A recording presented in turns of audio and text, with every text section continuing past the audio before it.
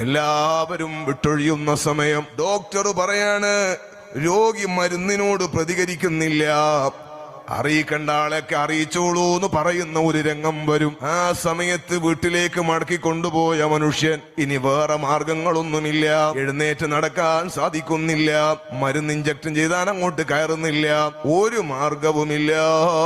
കിടന്ന കിടപ്പിൽ നിസ്സഹായനായ മനുഷ്യന്റെ അടുക്കൽ മലക്കുൽ മൗത്ത് അസ്റായീൽ അലൈഹിസ്സലാത്തു വസ്സലാം വന്നിട്ട് ഇവന്റെ റൂഹങ്ങ് പിടിക്കാൻ പോകുന്ന സമയം, ആ സമയത്ത് അല്ലാഹുവിനോട് മലക്കുൽ മൗത്തിന്റെ സാന്നിധ്യത്തിൽ ഇവൻ പറയുന്നത് റബ്ബി ലൗലാ അഖർതനി ഇലാ അജലിൻ ഖരീബ്,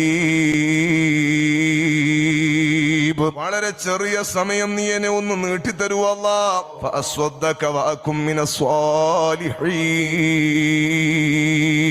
ഞാൻ സ്വതക്ക ചെയ്തോളാം, സ്വാലിഹീങ്ങളെ കൂടെ കൂടിയേക്കാം, എനിക്കൊന്ന് സമയം നീട്ടിത്തരുവോ അല്ലാഹ്.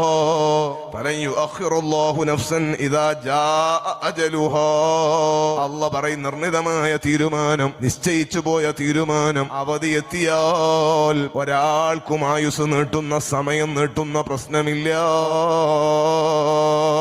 സഹോദരങ്ങളെ, ഇത്ര വില പിടിപ്പുള്ള സമയം, ഈ സമയം മനുഷ്യന്റെ ജീവിതത്തിൽ നിന്നറിയാതെ നഷ്ടപ്പെട്ടു പോകുന്നു.